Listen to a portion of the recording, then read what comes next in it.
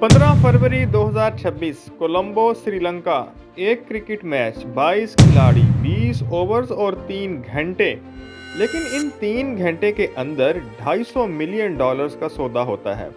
70,000 करोड़ की इकोनॉमी हिलती है और 450 मिलियन लोग एक साथ सांस रोककर बैठते हैं। पाकिस्तान पूरे साल में आईसीसी से $35 मिलियन कमाता है, लेकिन इस इकलौते मैच ने आईसीसी को पाकिस्तान आने पर मजबूर कर दिया। आज हम समझेंगे कि इंडिया वर्सेस पाकिस्तान के क्रिकेट मैच का एक्चुअली असल सीक्रेट क्या है। पहले फैक्ट्स सुनो, सीधे बिना डेकोरेशन के।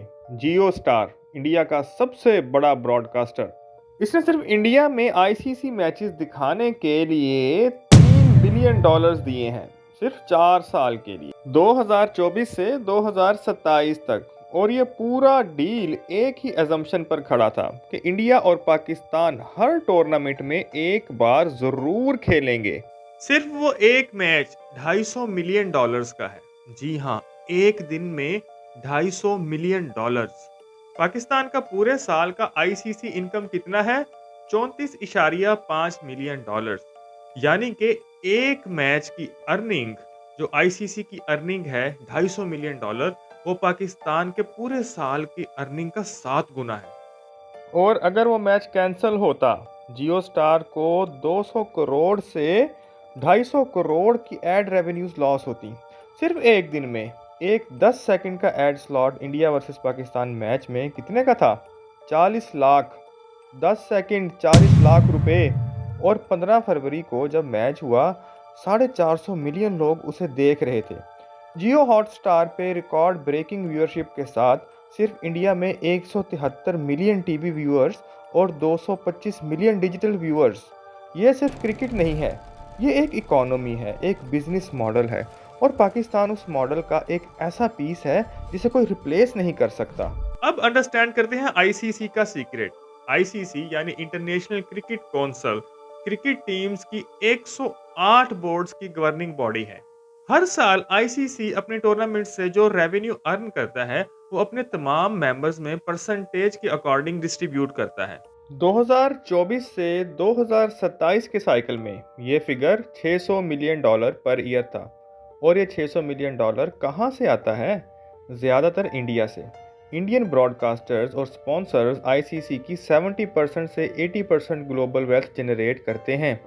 इसलिए इंडिया को सबसे ज़्यादा मिलता है, 38.5%, यानी $231 मिलियन पर ईयर। इंग्लैंड को मिलता है 6.89%। पाकिस्तान को मिलता है $34.5 मिलियन एनुअली। लेकिन यहाँ एक इंटरेस्टिंग ट्विस्ट है। पाकिस्तान का अपना ब्रॉडकास्ट मार्केट इतना बड़ा नहीं है, तो पाकिस्तान पैसा क्यों ले रहा है? क्योंकि पाकिस्तान राइवलरी प्रोवाइड करता है।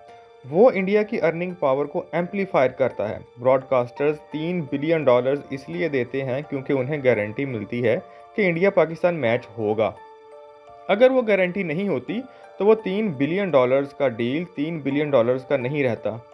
दोस्तों, अब बात करते हैं होस्ट कंट्री श्रीलंका की। ये वो कंट्री है जो 2022 में दिवालिया हो चुका था। आईएमएफ से बेल आउट पैकेज लेना पड़ा। पेट्रोल की लंबी कतारें थीं और रात को घरों में लाइट नहीं होती थी। 2026 T20 वर्ल्ड कप को hosted by India and Sri Lanka उनके लिए एक गोल्डन इकोनॉमिक अपॉर्चुनिटी था। कोलंबो में इंडिया वर्सेस पाकिस्तान मैच का मतलब था स्टेडियम टिकट्स की भरपूर बिक्री, hotels completely booked, restaurants, transport, local businesses, सबको डायरेक्ट फ़ायदा, tourism boost, global media coverage और दुनिया को एक clear image, Sri Lanka is back. अगर पाकिस्तान बाइकआउट करता कोलंबो का, वो मैच न्यूट्रल वेन्यू पर शिफ्ट हो जाता या कैंसिल हो जाता, और श्रीलंका को वो इकोनॉमिक बूस्ट नहीं मिलता जो उन्हें इस वक्त सबसे ज़्यादा चाहिए था। टूर्नामेंट ऑर्गेनाइजर्स, ब्रॉडकास्टर्स और स्पॉन्सर्स ने जल्दी समझा कि स्टेक कितने बड़े हैं, और तभी आईसीसी ने इमरजेंसी डिप्लोमेसी शुरू की। 2026 T20 वर्ल्ड कप में ऑलरेडी ओपनिंग वीकेंड पर 647 मिलियन व्यूज़ रिकॉर्ड हुए, 2024 से पूरे 50% ज़्यादा। और ये मोमेंटम सिर्फ इंडिया पाकिस्तान मैच के प्रॉमिस की वजह से था। लेकिन ये पहली बार नहीं हुआ कि स्पोर्ट्स में पॉलिटिक्स आए, डिप्लोमेसी आए। चलें हिस्ट्री की बड़ी एग्जाम्पल्स पर नजर डालते हैं। 1979 में सोवियत यूनियन ने अफगानिस्तान पर हमला किया। यूएस प्रेसिडेंट जिमी कार्टर ने ओलंपिक्स को एक वेपन बनाने का फैसला किया। 65 कंट्रीज ने 1980 मॉस्को ओलंपिक्स का बायकॉट किया, जिनमें America, Canada, Japan, West Germany और चाइना शामिल थे। नतीजा, सोवियत यूनियन को $400 मिलियन का डायरेक्ट इकोनॉमिक लॉस हुआ, सिर्फ टूरिज्म और इन्वेस्टमेंट में। और एक पूरी जनरेशन का एथलीट्स जिन्होंने अपनी ज़िंदगी ट्रेनिंग में लगाई थी, उनके सपने टूट गए। फिर सोवियत यूनियन ने बदला लिया। सोवियत यूनियन और उसके एलाइज ने 1984 की ओलंपिक्स का बायकॉट किया। लेकिन अमेरिका की तो जैसे लॉटरी निकल आई, उसने 83 गोल्ड मेडल्स जीते। उसकी वजह क्या थी? क्योंकि उनका कोई कंपेटिटर ही नहीं था। और अब बात करते हैं क्रिकेट डिप्लोमेसी की। 1987 में पाकिस्तान के प्रेसिडेंट जनरल जियाउल हक साहब इंडिया गए एक टेस्ट मैच देखने के लिए। उस वक्त उन्होंने दौरा किया जब दोनों मुल्कों के दरमियान टेंशन्स अपने पीक पर थीं। एक क्रिकेट मैच एक डिप्लोमेटिक टूल। खेल सिर्फ खेल नहीं होता, कभी कभी खेल सबसे बड़ी डिप्लोमेसी भी साबित होता है। अब वापस आते हैं 2026 में। 3 जनवरी को बीसीसीआई ने बांग्लादेशी क्रिकेटर मुस्तफिजुर रहमान को आईपीएल से हटाया, पॉलिटिकल टेंशन्स की वजह से। एंड रिजल्टेंटली बांग्लादेश ने इंडिया टूर से रिफ्यूज कर दिया। दोस्तों, यहाँ पर एक लेसन है जो क्रिकेट से बाहर भी इम्प्लीमेंट होता है। दुनिया में कुछ चीज़ें, कुछ सिस्टम्स इतने बड़े होते हैं कि उनको एक सिंगल डिसीजन या एक इंडिविजुअल कभी चेंज नहीं कर पाता। 1980 में अमेरिका ने ओलंपिक्स का बायकॉट किया।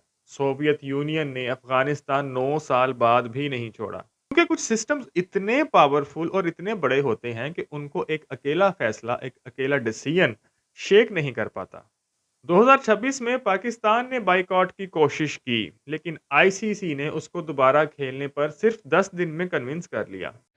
इस मैच ने एक चीज़ साबित की कि पैसा दुनिया की सबसे बड़ी पॉलिटिकल फोर्स है, ज़्यादा पावरफुल देन बॉयकॉट्स, ज़्यादा पावरफुल देन स्पीचेस और ज़्यादा पावरफुल देन वॉर्स। सब्सक्राइब करें, बेल आइकन दबाएं और अगली वीडियो में हम बात करेंगे उस साइकोलॉजिकल ट्रिगर की जो पाकिस्तान और इंडियन लोगों को सही फैसला करने से रोकता है।